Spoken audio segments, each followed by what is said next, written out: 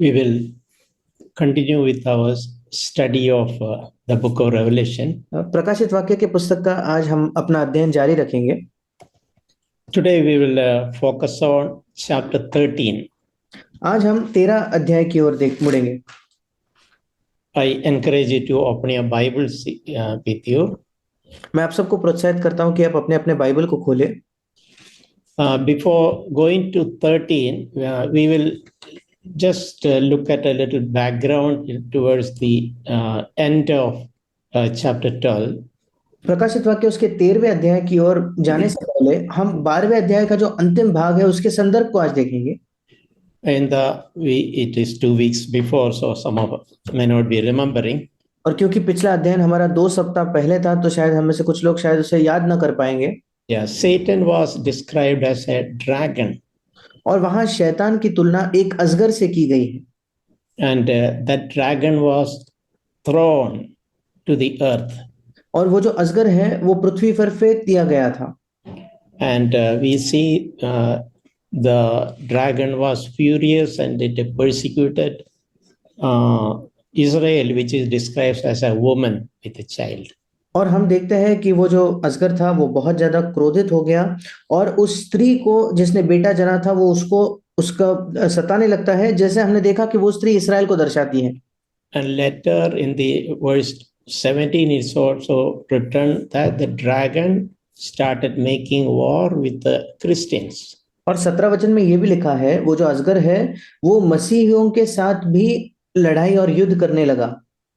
So when you come to chapter 13, और जब आप 13वें अध्याय की ओर आते हो, we see activities of 3 figures here in chapter 13.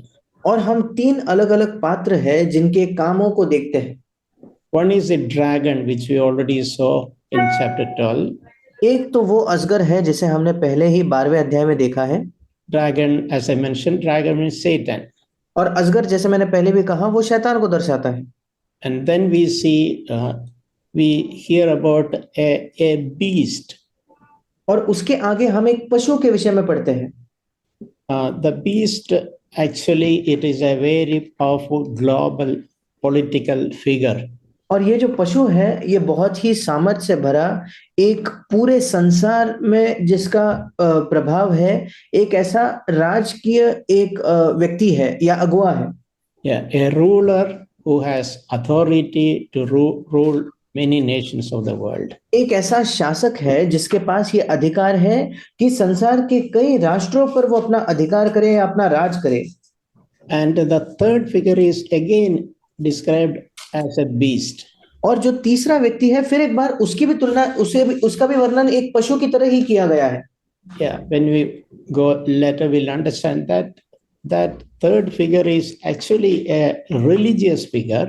और जब हम आगे जाएंगे तो हम देखेंगे वो जो तीसरा पात्र है वो एक धार्मिक तरह का व्यक्ति है। Some kind of religious leader. किसी प्रकार का एक धार्मिक वो अगुवा है। So we will see in this chapter that these 3 figures, the dragon and the political figure and the religious figure, they all 3 are teaming up. और हम देखते हैं कि इस पूरे अध्याय में ये जो 3 व्यक्तियों का वर्णन है, अर्थात अजगर वो पहला पशु जो एक राजकीय नेता है या अगुवा है, और दूसरा पशु जो एक धार्मिक अगुवा है, ये तीनों इकट्ठा हो जाते हैं। Chapter 13 verse 1 we see these are all John's visions. और 13वें अध्याय के पहले वचन में हम देखते हैं कि ये यूहन्ना ने देखे हुए दर्शन है। Yes, John is seeing a beast coming out of the sea. और यूहन्ना देखता है कि समुद्र में से एक पशु बाहर निकलते हुए या एक जानवर बाहर निकलते हुए। And many descriptions are written about the beast. We need not go into that detail. It may be too difficult for us to understand. और वो पशु का कई अलग-अलग वर्णन लिखे गए हैं, हमें उन वर्णनों को जानने की जरूरत नहीं, शायद वो समझना भी काफी कठिन है। But this beast is coming out of the sea. पर ये जो पशु है वो समुद्र में से निकलता हुआ आया। So this sea, when we say sea can represent humanity or the nations of the world. और जब हम समुद्र कहते हैं तो वो समस्त मानव जाति को या इस संसार के देशों को दर्शाता है।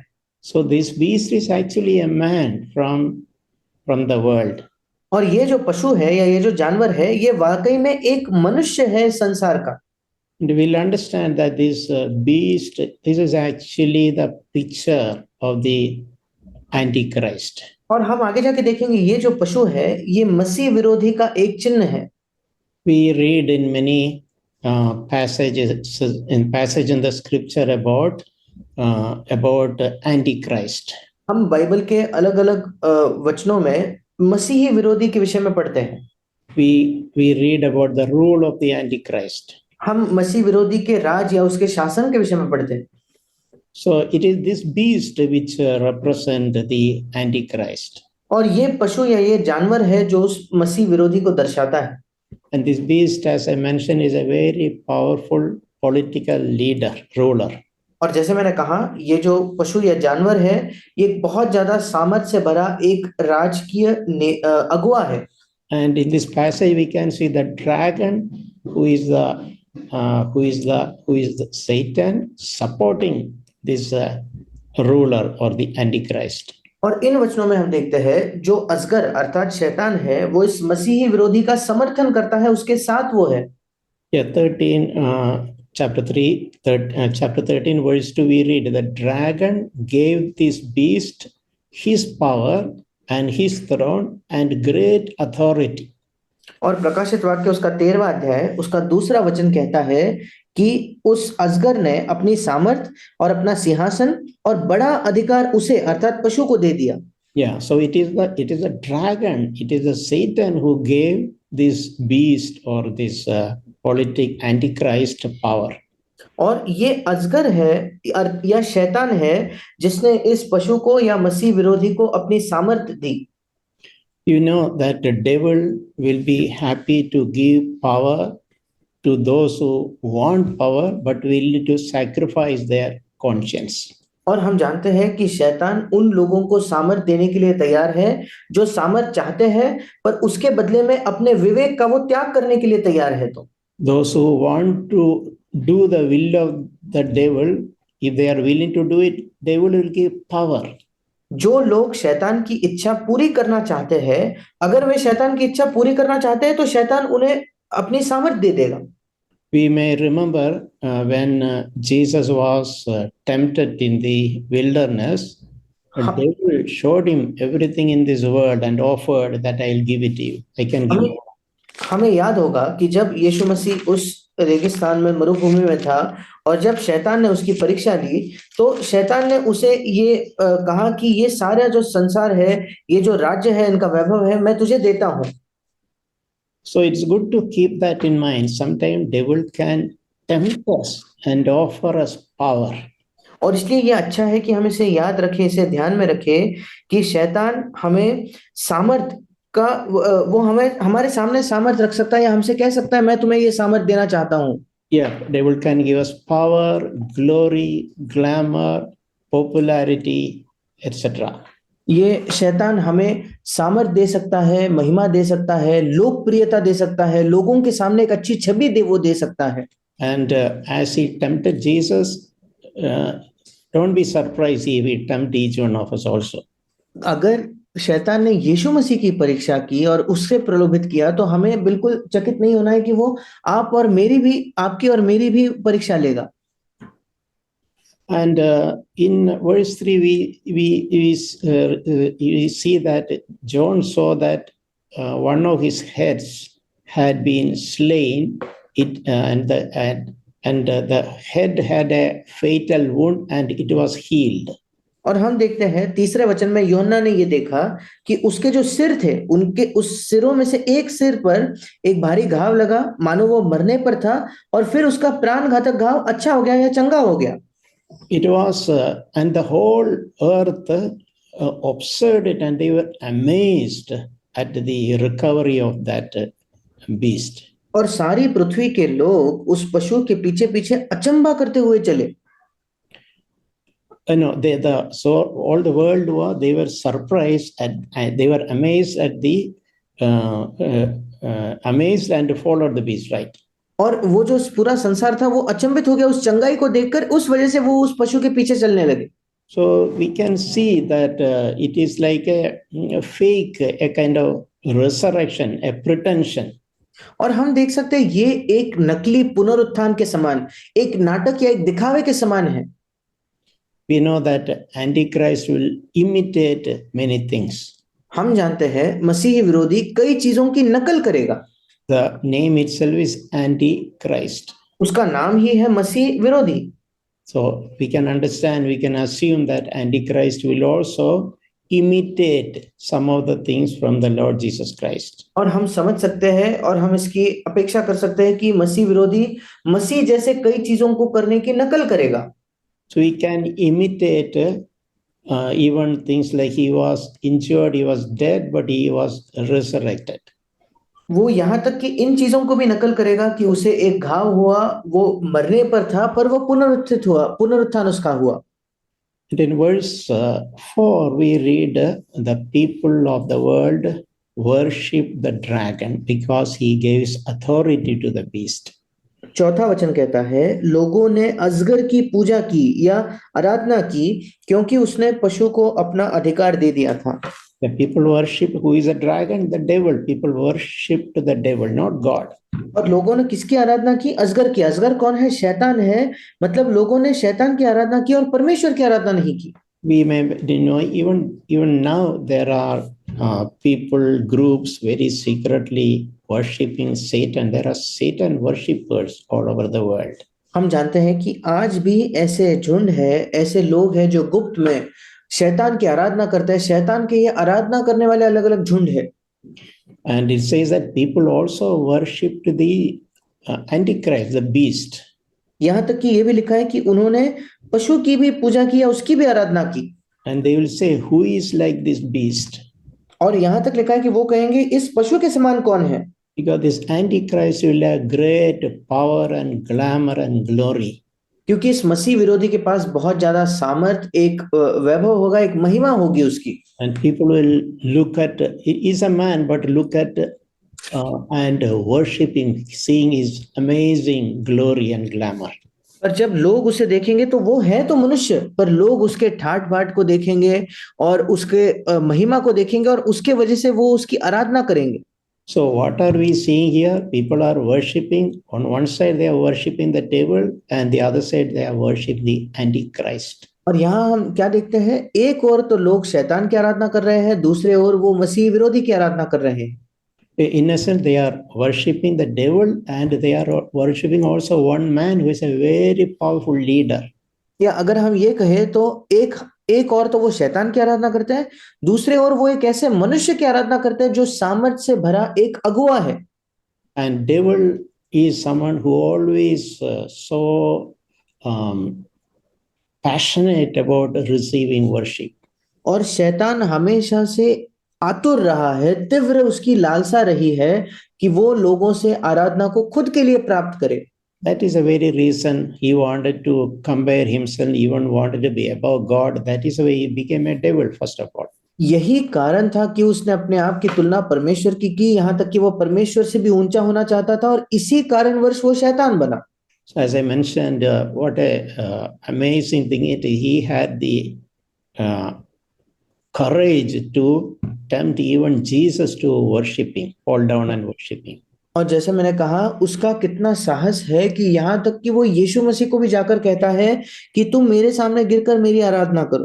So it is good to keep in our mind. Devil will entice people to worship him.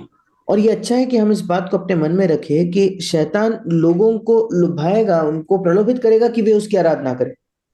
We can, in between, we can read one verse from 1 John chapter 2 verse 18. हम पहला यूहन्ना दूसरे अध्याय के 18 वचन को पढ़ेंगे। There it is relevant. That's why it says that just as you heard that Antichrist is coming, even now many Antichrists have appeared. From this we know that it is the last hour. और इस वचन में, क्योंकि ये वचन हमारे आज के अध्ययन से ताल्लुकात रखता है, ये वचन कहता है तुमने सुना है कि मसीह का विरोधी आने वाला है। उसके अनुसार अब भी बहुत से मसीह विरोधी उठ खड़े हुए हैं। इससे हम जानते हैं कि ये अंतिम समय है। Yeah, John is recognizing that Antichrist is yet to come. और यूहन्ना इस बात को पहचान रहा है कि मसीह विरोधी का आना अभी भविष्य में है, वो आगे आने वाला है। But he is saying that there are even now many Antichrist, means who have the character of Antichrist already appearing. और उसी के साथ वो कहता है आज भी कई मसीह विरोधी है, मसीह विरोधी के गुण रखने वाले ऐसे लोग हैं जो आज प्रकट हो चुके हैं। So what is the character of the Antichrist? और मसीह विरोधी का मुख्य एक चिन्ह क्या है? The desire to rule over others, recognition, honor, exaltation, admiration, etc. दूसरों पर राज करने की एक चाहत, दूसरों पर ऊंचा उठाए जाने की चाहत, या दूसरों से एक सम्मान, एक आदर को प्राप्त करने की चाहत। So we can say our lives, we should desire to free ourselves from the spirit of the Antichrist. और हमें ये चाहत रखनी है कि हमारे जीवन में हम मसीह विरोधी की आत्मा से अपने आप को छुड़ा ले। Meaning people should recognize me. इसका मतलब ये चाहत रखना कि लोग मुझे पहचाने, They should honor me. वो मेरा आदर करें, They should exalt me. वो मुझे ऊंचा उठाए। And we desire admiration, even some good things we did. और हमने जो अच्छे काम किए हैं उसकी वजह से हम चाहते हैं कि लोग हमारी तारीफ करें या सराहना करें। A true disciple of Jesus, the spirit of Christ is exactly opposite. एक मसीह का सच्चा शिष्य इससे अलग होगा क्योंकि मसीह की आत्मा इसके बिल्कुल विपरीत है। Yeah, a true disciple of Jesus will not seek those things. एक यीशु का सच्चा शिष्य इन बातों की खोज नहीं करेगा। In verse 5 we read, it was given to him a mouth speaking arrogant words and blasphemies. प्रकाशित वाक्य 13:5वां वचन कहता है, बड़े बोल बोलने और निंदा करने के लिए उसे एक मुंह दिया गया। And 6 also we read, he opened his mouth in blasphemies against God. छठा वचन कहता है उसने परमेश्वर की निंदा करने के लिए मुंह खोला। This is how the Antichrist will behave. वो जो मसीह विरोधी है वो इस प्रकार से बर्ताव करेगा। He will speak things in a very, using his oratory skills. वो ये जो मसीह विरोधी होगा वो ऐसे शब्द कहेगा या अपने वक्तृत्व का इस्तेमाल करेगा। And arrogant words and blasphemies against God. और बहुत ही बड़े बोल या घमंड के बोल और परमेश्वर के विरोध निंदा करना। So we can see that focus on mouth there. और वहां हम जो मुंह है उस पर कितना जोर दिया गया है ये देख सकते हैं। One can use mouth to praise God or even to rebel against God. हम कोई भी व्यक्ति अपने मुंह का इस्तेमाल कर सकते हैं या तो परमेश्वर की स्तुति करने के लिए या उसके खिलाफ बलवा करने के लिए भी। So we should, that reminds us, we should be very careful what we speak with our mouth. ये हमें याद दिलाता है कि हमें बहुत ज्यादा सतर्क होना है, सावधान होना है कि हम अपने मुंह के द्वारा क्या कहते हैं। We should not speak, for example, with arrogance. उदाहरण के तौर पर बढ़ाई के साथ या घमंड के साथ हमें बात नहीं करनी है। We should not speak in a boastful way. हमें घमंड से या अहंकार से भरकर बात नहीं करनी है। These are the ways Antichrist would speak. ये वो तरीके हैं जिससे मसीह विरोधी जिस तरीके से बात करता। And when we are rebellious against God or the authorities God has kept above us, so we will speak things in this way. और जब हम sorry uncle, can you repeat what? When we are rebellious against God and against the authorities God has kept above us, we will do the same thing. We'll use open our mouth and speak with arrogance and boastful things. और जब हम परमेश्वर के विरोध बलवा कर रहे हैं या उस अधिकार के विरोध में बलवा कर रहे हैं जो परमेश्वर ने हमारे ऊपर जिस अधिकार को रखा है, फिर हम भी वैसे ही काम करेंगे। अर्थात हम भी अपने मुंह खोल के या तो अहंकार की बातें कहेंगे या तो घमंड से भरी निंदा की बातें करेंगे। In all through the Bible, especially in the New Testament, Bible speaks so much about the use of our tongue. संपूर्ण बाइबल में विशेषकर नए नियम में हमारे जबान के बारे में बाइबल हमें बहुत कुछ बताता है। So we should increasingly, our speech should be more and more like Jesus Christ and not like that of Antichrist. और बढ़ती मात्रा में हमारी जो बातचीत है वो यीशु मसीह के समान होनी चाहिए, न कि मसीह विरोधी के समान। Verse 7 we read, it was given to him to make war with the saints and to overcome them. 7वां वचन कहता है कि उसे संतों से उसे यह अधिकार दिया गया कि वो पवित्र लोगों से लड़े और उन पर जय पाए। So meaning there will be a battle. The Antichrist will aim at saints, God's people, to overcome them. इसका मतलब एक लड़ाई होगी और मसीह विरोधी अपना ध्यान पवित्र लोगों अर्थात परमेश्वर के लोगों पर लगाएगा कि वो उन पर जय पाए। So devil and his agents can sometime God can it is mentioned that first of all it is given to him, means God has permitted it for a while. और शैतान और उसके जो दूत है वो हो सकता है कि जैसे यहाँ लिखा है कि परमेश्वर ने उसे उसकी अनुमति दी, मतलब उसको कुछ समय के लिए इसकी अनुमति मिली। And devil and his agents can, when God allows, can overcome our bodies. और संभव है कि जब परमेश्वर अनुमति दे तो शैतान और उसके दूत हमारे शरीरों पर जय पाए। Sometimes the Antichrist and his agents can kill us. मसीह विरोधी और उसके दूत कभी-कभी शायद हमें हमारी हत्या कर सकते हैं, but they will never be able to overcome our spirits. पर वे कभी भी हमारे आत्मा पर जय नहीं पा पाएंगे। You know, over the centuries, many godly people were killed by agents of the devil. क्या आप जानते हो अलग-अलग शताब्दियों में कई ईश्वरीय लोग शैतान के दूतों के द्वारा मार दिए गए हैं। You know, some years back, one Australian missionary called Staines was burned to death along with his children. और कुछ वर्षों पहले हम जानते हैं एक ऑस्ट्रेलिया से आए मिशनरी जो थे ग्राहम स्टेन्स नाम के, वो अपने बच्चों समेत जला दिए गए। So that they can only touch our body, वे केवल हमारे शरीर मात्र को छू सकते हैं, but not our spirit. पर हमारी आत्मा को नहीं। And we can say during the rule of the Antichrist, it is possible many saints will be killed.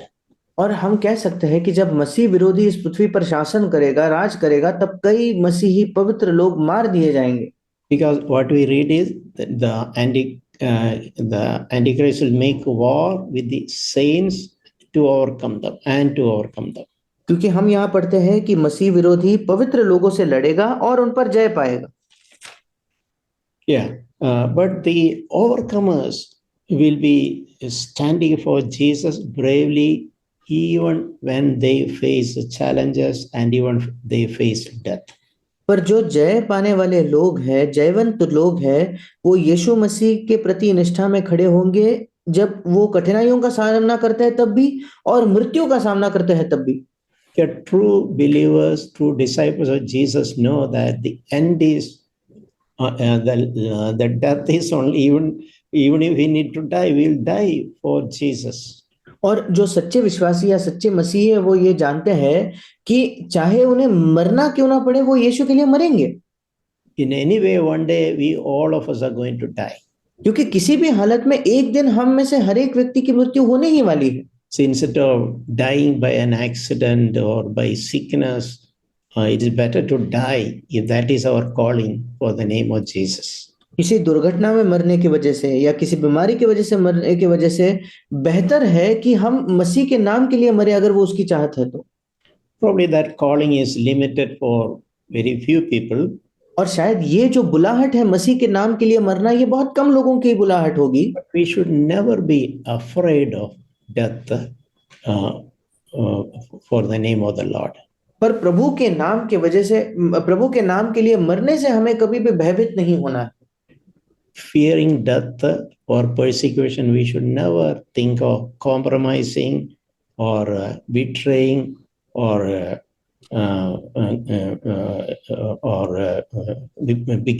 giving up our faith. और मृत्यु के डर से हमें कभी भी समझौता करने के विषय में नहीं सोचना है, या विश्वासघात करने के विषय में नहीं सोचना है, या हमारे विश्वास से पीछे मुड़ने के विषय में हमें नहीं सोचना है, या अपने विश्वास को छोड़ने के विषय में नहीं सोचना है। We read in verse 8 also, all who dwell on the earth will worship him. 8वें वचन में फिर एक बार हम पढ़ते हैं, पृथ्वी के वे सब रहने वाले उसकी आराधना करेंगे, उस पशु की, Except whose names are written in the book of life. केवल वे लोग जिनके नाम उस मेमने के जीवन में पुस्तक लिखे, वे सब जिनके नाम उस मेमने के जीवन की पुस्तक में लिखे नहीं गए। Meaning that figure, say Antichrist will be a very popular figure. People, the majority will be happy to worship him. इसका मतलब ये जो मसीह विरोधी है, ये बहुत ज्यादा एक लोकप्रिय व्यक्ति होगा और लोग बड़े आनंद से उसकी आराधना किया करेंगे। But if relatively few, the people, God's people whose names are written in the book of life, they will not do that. पर बहुत ही कम जिनके नाम परमेश्वर के जीवन के पुस्तक में लिखे गए हैं, वे ही वो ऐसा नहीं करेंगे। So that's an important thing. We may be remembering when we have read from the book of Daniel. ये एक महत्वपूर्ण चीज है जो हम दानियल के पुस्तक में भी पढ़ते हैं। When the Nebuchadnezzar made a golden image and he asked everyone to worship that image. जब नबूकदनेस्सर राजा ने एक सोने की मूर्ति बनाई और सबसे कहा कि वे सोने की मूर्ति की आराधना करें, Just 3 of them refused to worship that image. केवल 3 ही लोग हैं जिन्होंने उस मूर्ति की आराधना करने से इनकार कर दिया। So we can imagine, say, lakhs of people, only 3 people standing erect, refusing to bow down and worship. और आप कल्पना करके देख सकते हो उस दृश्य का कि जब लाखों लोग उस मूर्ति के सामने झुककर नमन कर रहे हैं, केवल 3 ही लोग खड़े हैं, सीधे खड़े हैं और उसके झुककर आराधना करने से इनकार करते हैं। So we should have the longing in our heart, even though we are few, I will boldly stand for Jesus by God's grace. और हमारे हृदय में ये लालसा होनी चाहिए कि यद्यपि हम बहुत थोड़े हैं, मैं परमेश्वर के लिए खड़ा होऊंगा उसके अनुग्रह के द्वारा। Verse 10 says that if anyone is destined to captivity he goes. 10वां वचन कहता है, जिसको कैद में पड़ना है वो कैद में पड़ेगा। If anyone kills with the sword he must be killed. जो तलवार से मारेगा अवश्य है कि वो तलवार से मारा जाएगा। Meaning many people will be put into prison. इसका मतलब कई लोगों को बंदीगृह में डाल दिया जाएगा, कैद खाने में डाल दिया जाएगा। And many people will be killed. कई लोगों को मार दिया जाएगा। And that verse end, it concludes like this. और उस वचन का अंत इस प्रकार से होता है, Here is the perseverance and faith of the saints. पवित्र लोगों का धीरज और विश्वास इसी में है। 2 things are written, perseverance and faith. 2 चीजें लिखी गई है, धीरज और विश्वास। Meaning God's people, God's saints, whatever may be the intense pressure or threat and frightening situation, even at the face of death also, they will continue to persevere and they'll continue to believe. इसका मतलब परमेश्वर के लोग, परमेश्वर के संत, चाहे कितना भी उनके सामने एक भयानक परिस्थिति क्यों ना हो, चाहे मृत्यु का सामना करना पड़े, चाहे कैद खाने का सामना करने पड़े, वो उसके आगे भी धीरज धरते रहेंगे और विश्वास करते ही रहेंगे। So it's very encouraging thing, even when majority will easily celebrate and worship the Antichrist, there are a small group of God's people who have that perseverance to endure through the difficult period. और ये बड़ी प्रोत्साहन देने वाली बात है कि जब ज्यादातर लोग उस मसीह विरोधी के पीछे हो लेंगे, उसकी आराधना करेंगे, उस समय भी थोड़े लोग होंगे जो परमेश्वर के लिए धीरज धरकर परमेश्वर पर विश्वास करेंगे। And they defy the commandments of the Antichrist.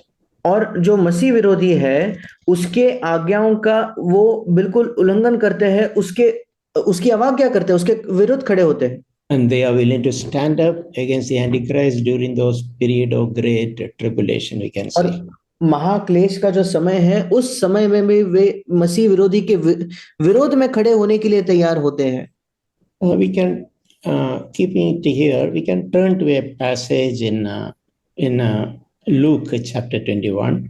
हम लूका रचित सुसमाचार के 21 अध्याय की ओर कुछ समय के लिए मुड़ेंगे। These are some, Jesus is saying something about the end times. हम देखते हैं कि यीशु मसीह अंतिम दिनों के विषय में कुछ यहाँ कह रहा है। Luke chapter 21. लूका उसका 21 अध्याय। When disciples asked, Jesus is answering. जब शिष्यों ने यीशु से प्रश्न किया तो यीशु मसीह उसका उत्तर दे रहा है। He describes many end time events. He is describing. अंतिम दिनों में क्या होगा, ऐसी कई अलग अलग घटनाओं का वो वर्णन करता है। In the middle of that, he is saying certain things. उसके बीच में वो कुछ चीजें कहता है। Verse 12, he says that they will lay their hands on you and will persecute you and deliver you to the synagogues and prisons. 12वां वचन कहता है, वे मेरे नाम के कारण तुम्हें पकड़ेंगे और सताएंगे और पंचायतों में सौंपेंगे और बंदीगृह में डलवाएंगे और राजा और हाकिमों के सामने ले जाएंगे। And at the same time, he is saying, verse 15 is, I will give you utterance and wisdom, which none of your opponents will be able to resist you or refute. 15 वचन कहता है, क्योंकि मैं तुम्हें ऐसा बोल और बुद्धि दूंगा कि तुम्हारे सब विरोधी सामना या खंडन न कर सकेंगे।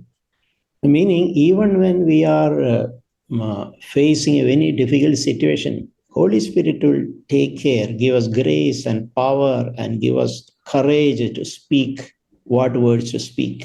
इसका मतलब चाहे हम कितने भी कठिन परिस्थिति का सामना क्यों ना करते हो, पवित्र आत्मा हमें अनुग्रह देगा, सामर्थ देगा, हमें बोल या शब्द देगा कि हमें उसमें क्या कहना है उस परिस्थिति में। And it's always good to always remember what is written in 1 Corinthians chapter 10 verse 13. और पहला कुरिन्थियों 10:13 में जो लिखा है, इसे हमेशा याद करना एक अच्छी चीज है।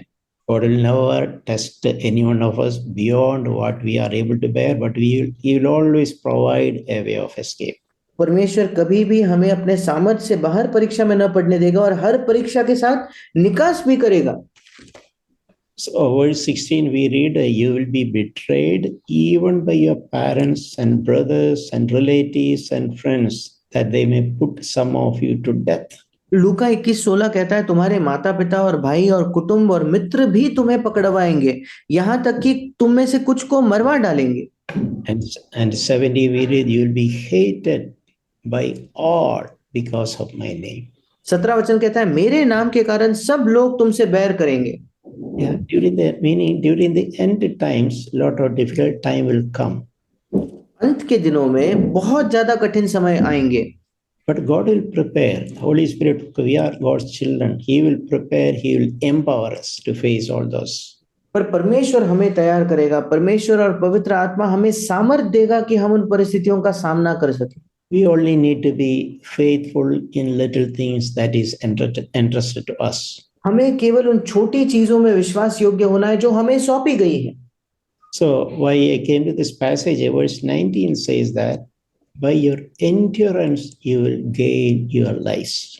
मैं इस वचनों के ओर इसलिए मुड़ा क्योंकि 19 वचन लूका 21:19 कहता है, अपने धीरज से तुम अपने प्राणों को बचाए रखोगे। In Revelation we read those two words, faith and endurance. प्रकाशित वाक्य में भी अभी हमने इन दो शब्दों को पढ़ा, धीरज और विश्वास। Here we read, by your endurance you will gain your lives. यहाँ लिखा है कि अपने धीरज से तुम अपने प्राणों को बचाओगे या उसे प्राप्त करोगे। Meaning God will expect us and He will also give us grace to learn and practice endurance. इसका मतलब परमेश्वर हमसे अपेक्षा uncle can you repeat once? Yeah, God will expect us and He will also grace and strength to learn and practice endurance, endure through things God allows in our lives. और परमेश्वर हमसे अपेक्षा करता है, उसी समय हमें अनुग्रह और सामर्थ देता है, हमें प्रशिक्षित करता है कि हम उन चीजों में धीरज रख सके, उन चीजों को सह सके जिन चीजों की अनुमति परमेश्वर हमारे जीवन में देता है। It is possible God has allowed us even now little bit of things, some difficulties, some conflicts, some battles, and we learn endurance when we pass through all those. संभव है कि आज भी परमेश्वर ने हमें छोटी छोटी चीजों की अनुमति दी है, कुछ समस्याएं हैं, कुछ लड़ाई है, कुछ संघर्ष है, जिन संघर्षों से होकर हम उस सहने को या उस धीरज को सीख सकते हैं। So endurance is a great virtue for a child of God. और एक परमेश्वर के संतान के लिए धीरज रखना या चीजों को सहना ये एक बहुत बड़ी एक गुण है। We'll just quickly turn to another passage, Hebrews chapter 10, हम बहुत जल्दी एक और वचन को देखेंगे, इब्रानियों के पत्र उसका 10वां अध्याय 36 to 39. 36 से लेकर 39 वचन। Yeah, 36 we read, you had need of endurance so that when you had done the will of God, you may receive what was promised. 36 वचन कहता है, क्योंकि तुम्हें धीरज धरना आवश्यक है ताकि परमेश्वर की इच्छा को पूरी करके तुम प्रतिज्ञा का फल पाओ। Yeah, meaning very simple, to receive what God has promised, we need endurance. We have to wait patiently.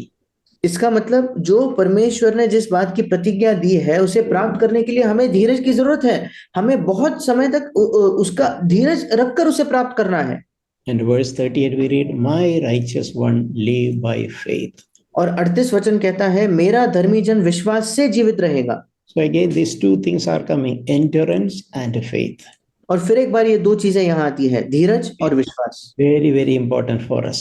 बहुत बहुत महत्वपूर्ण है हमारे लिए। May God really help us and each one of us to grow in endurance and faith. परमेश्वर वाकई हमारी सहायता करे कि हम में से प्रत्येक की सहायता करे कि हम धीरज में और विश्वास में उन्नति करें, उसमें आगे बढ़े। Very much needed in difficult times.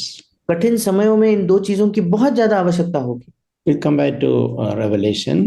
फिर एक बार हम प्रकाशित वाक्य की ओर आएंगे। 13:11. प्रकाशित वाक्य 13वां अध्याय 11वां वचन। We read here about another beast coming up out of the earth. हम यहाँ एक और पशु के विषय में पढ़ते हैं जो पृथ्वी से निकलता हुआ आया। And it mentioned that it had two horns, one like a lamb, but he spoke like a dragon. और वहां लिखा है कि उसके दो सींग थे, एक मेमने के समान पर वो अजगर के समान बोलता था। So we can understand that dual thing. One is a lamb and the other is of a lamb and a dragon. और हम वापस यहाँ एक दोहरी चीज देखते हैं कि एक मेमना है, दूसरी ओर एक अजगर, एक ऐसा दोहरापन उसके अंदर हम देखते हैं। Yeah, lamb represents religious or spiritual things. और वो जो मेमना है वो या तो धार्मिक या तो आत्मिक चीजों को दर्शाता है। So meaning he has a dual life. I mean he is actually a false prophet or a religious leader. और ये दर्शाता है कि वो एक दोहरा जीवन जीने वाला एक झूठा भविष्यद्वक्ता है या झूठा नबी है। He will pretend like he is a lamb, he is a religious person, but actually he is a dragon. He is speaking like a dragon. वो ये दिखावा करता है कि वो एक मेमना है या एक धार्मिक या एक आत्मिक व्यक्ति है, पर वाकई में तो वो एक अजगर के समान बातचीत करता है। And he was told, we read, he exercised all the authority of the first beast in his presence. 12वां वचन कहता है, वो उस पहले पशु का सारा अधिकार उसके सामने काम में लाता है। And he makes the earth and those who dwell in it worship the first beast. और पृथ्वी और उसके रहने वालों से उसे पहले पशु की पूजा कराता है या उसकी आराधना वो करवाता है लोगों से। Yeah, so we mentioned about three things. One is a dragon and a political leader and a false prophet. और हमने तीन लोगों की बात की, एक अजगर था, एक राजकीय नेता या अगुवा था और तीसरा एक भविष्यद्वक्ता था। So this second beast, the false prophet, will encourage everybody to worship the first beast, which is the Antichrist. और ये दूसरा पशु जो है वो सबको प्रोत्साहित करेगा पहले पशु की आराधना, अर्थात मसीह विरोधी के लोग आराधना करें, ऐसा वो प्रोत्साहित करेगा। Someone who is claiming to be a religious leader, maybe a church leader or a huge church religious organization leader, accepted by everyone. कोई ऐसा व्यक्ति जो शायद एक बहुत बड़ा अगुवा है, शायद कलीसिया का अगुवा है, कि ऐसा धार्मिक अगुवा है जो सब लोग उसे स्वीकार करते हैं, एक ऐसा व्यक्ति है वो। He will encourage people to worship the Antichrist. और वो लोगों को प्रोत्साहित करेगा कि वे मसीह विरोधी की आराधना करें। Verse 13 verse 13 we read, he performs great signs so that even makes fire come down out of heaven. 13 वचन कहता है, वो बड़े बड़े चिन्ह दिखाता है, यहाँ तक कि मनुष्यों के सामने स्वर्ग से पृथ्वी पर आग बरसा देता है। Verse 14 said, he deceives those who dwell on the earth because of the signs. 14 वचन कहता है उन चिन्हों के कारण जिन्हें उससे पशु के सामने दिखाने का अधिकार उससे वो लोगों को भरमाता है, पृथ्वी के लोगों को। Yeah, meaning this religious person will do false like miracles, etc., and deceive people. और इसका मतलब ये जो धार्मिक भविष्यद्वक्ता है ये झूठे चमत्कार करके लोगों को भरमाएगा, उन्हें फंसाएगा। So what we see here is a kind of satanic trinity working together. और यहाँ हम एक प्रकार की एक शैतानी त्रिएकता देखते हैं जो एक साथ मिलकर काम कर रही है। The dragon, who is a Satan, अजगर जो शैतान है, the Antichrist, who is a political leader, मसीह विरोधी जो एक राजकीय नेता या अगुवा है, and the third false prophet, who is the religious leader, all working together like a trinity. और तीसरा जो एक भविष्यद्वक्ता है या एक धार्मिक अगुवा है जो तीनों एक साथ मिलकर काम करते हैं एक त्रिएकता के समान। So what we see is Satan, religious leaders, and political leader together working to persecute the church. और हम देखते हैं कि शैतान, राजकीय नेता और उसी के साथ साथ जो धार्मिक लोग हैं वो मिलकर कलीसिया को सताएंगे, उनका सताव करेंगे। It has happened in history, even religious leaders, so-called religious leaders, persecuting true believers. और ये हुआ है इतिहास में कि जो तथाकथित धार्मिक अगुए थे या राजनीतिक जो अगुए थे उन्होंने मसीहियों को सताया है। And religious leaders, by performing false miracles, etc., and deceiving people, it is not nothing new.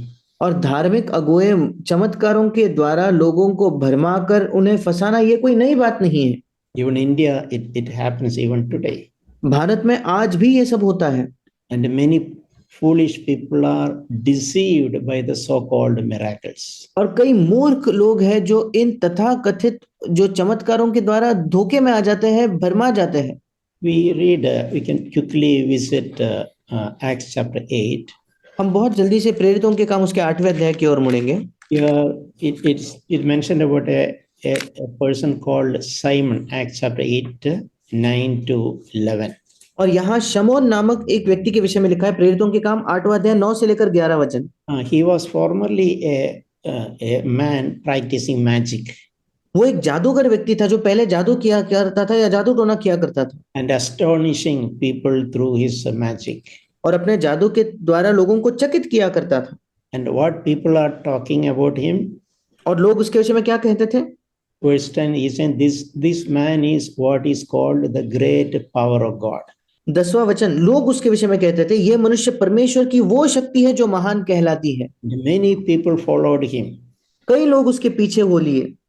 In another passage in Deuteronomy, there is some test given.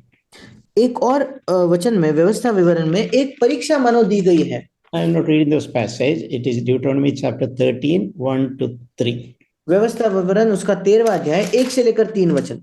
There the Lord told, if somebody claiming to be a prophet, a religious leader, suppose he's performing some miracles. और वहां परमेश्वर कहता है यदि तेरे बीच कोई भविष्यद्वक्ता आए या एक झूठा चमत्कार करने वाला आए और तुम्हारे सामने कोई चमत्कार दिखाए या चिन्ह दिखाए तो, and suppose those comes out to be true also, और मान लीजिए कि वो चिन्ह वो चमत्कार सच हो जाता है, but there is a test whether he is a true prophet or a false prophet. पर एक परीक्षा है कि वो एक सच्चा भविष्यद्वक्ता है या झूठा भविष्यद्वक्ता है। Even if he is performing real miracles, but he is not speaking about godliness, he is not a true prophet. अगर वो सच्चे चमत्कार करता है और उसके बावजूद ईश्वरीय होने के विषय में वो बात नहीं करता तो वो एक सच्चा भविष्यद्वक्ता नहीं है। And you should not believe such a person. That is what is written in that passage. और तुम्हें ऐसे व्यक्ति पर विश्वास नहीं करना है, यही बात उस वहां लिखी गई है। So someone who claims to be a prophet, perform miracles also, we should always say, is that man really godly? Is he promoting and speaking about godliness? और कोई व्यक्ति अगर चमत्कार भी करता है तो हमें उसे परखना है, जांचना है क्या ये व्यक्ति वाकई में ईश्वरीय होने के विषय में बात कर भी रहा है या नहीं। We'll come back to Revelation 13 again. हम फिर एक बार निकालेंगे प्रकाशित वाक्य उसका 13वां अध्याय। Here we in verse 13 again, Verse 50, chapter 30, verse 15 mentions that it says that the Antichrist made an image and encouraged everyone to worship that. प्रकाशित वाक्य 13वां अध्याय उसका 15 वचन कहता है कि उस मसीह विरोधी ने एक मूर्ति बनाई और सबसे कहा कि वो उस मूर्ति की आराधना करे। Yeah, it mentioned that this image is also even speaking. यहाँ तक लिखा है कि ये मूर्ति बोलने लगी। So we have heard things like artificial intelligence, robots, etc. हमने ऐसे आर्टिफिशियल इंटेलिजेंस या रोबोट्स के विषय में पढ़ा सुना है। So now it is not an idol or image speaking is not it is not a surprise. और आज जब हम सुनते हैं कि कोई मूर्ति बात करती है, कोई चित्र बात करता है, तो ये कोई हमें चकित नहीं कर देता ये चीज। Already there are many robots existing in the world which look exactly like a human being, man and woman. पहले ही इस संसार में ऐसे कई रोबोट हैं जो बिल्कुल एक मनुष्य एक स्त्री के समान दिखते हैं। And if you ask a question, it will answer. अगर हम उससे प्रश्न करें तो वो उत्तर देगा। It is very difficult to even recognize that it's a robot. बहुत मुश्किल है ये पहचानना कि वो एक रोबोट है। Yeah, there are advanced robot, even the facial texture also look just like a human being. और ऐसे भी रोबोट्स है जिनको ऐसा एक चेहरा दिया गया है कि वे बिल्कुल मनुष्यों के समान दिखे। So there is no surprise in that. और इसलिए इसमें कोई चकित करने वाली बात नहीं है। Last verse, अंतिम वचन chapter it's verse 16. It says that the Antichrist will give a mark to everybody. 16वां वचन कहता है कि जो मसीह विरोधी है वो सब लोगों को एक छाप देगा। He will give an option. You can receive the mark either on your forehead or on your right hand. और वो एक चुनाव देगा कि या तो ये छाप अपने माथे पर लगाओ या अपने दाहिने हाथ पर। And without that mark, you will not be able to buy or sell anything. और उस छाप के बिना आप कुछ बेच खरीद नहीं पाओगे। It is a difficult situation without any doubt. ये बहुत कठिन परिस्थिति होगी, इसमें कोई शक नहीं। But for God's people, there is always a way. पर परमेश्वर के लोगों के लिए हमेशा एक मार्ग होता है। The Lord said, "Man shall not live by bread alone, but every word that proceeds out of his mouth." परमेश्वर ने कहा कि मनुष्य केवल रोटी ही से नहीं बल्कि हर एक वचन से जीवित रहेगा जो परमेश्वर के मुख से निकलता है। So for us, what God is speaking to me and listening, obeying should be the most important thing in our life. और हमारे लिए परमेश्वर हमसे क्या कहता है और उसे सुनना और उसकी आज्ञा मानना वो हमारे जीवन में सबसे महत्वपूर्ण चीज होनी चाहिए। We should not be worried what I'll eat, how I'll buy things. हमें इस विषय में चिंता नहीं करनी है कि मैं कैसे खाऊंगा, मैं क्या खरीदूंगा। And verse 18. 18 वचन it mentions about a number for the Antichrist. मसीह विरोधी का एक अंक वहां दिया गया है। Number of the Antichrist. It says that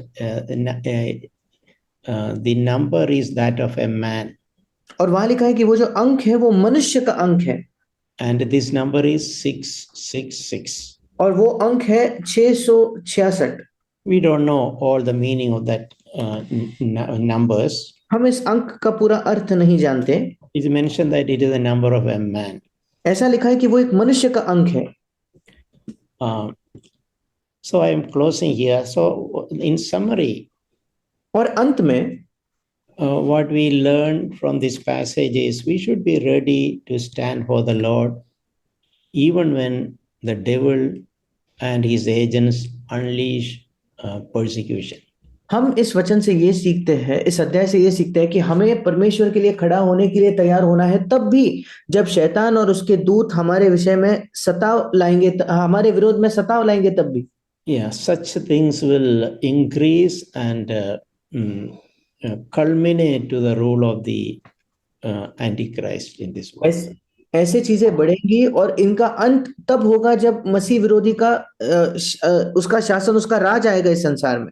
And before we meet the Lord. और प्रभु, इससे पहले कि हम प्रभु के साथ हो जाए। No, before we meet the Lord, that will happen. That's what I said. Oh, sorry. प्रभु को हम मिलेंगे, उससे पहले ये सारी चीजें होंगी। Yeah, but God will give us grace to endure through that, as we read.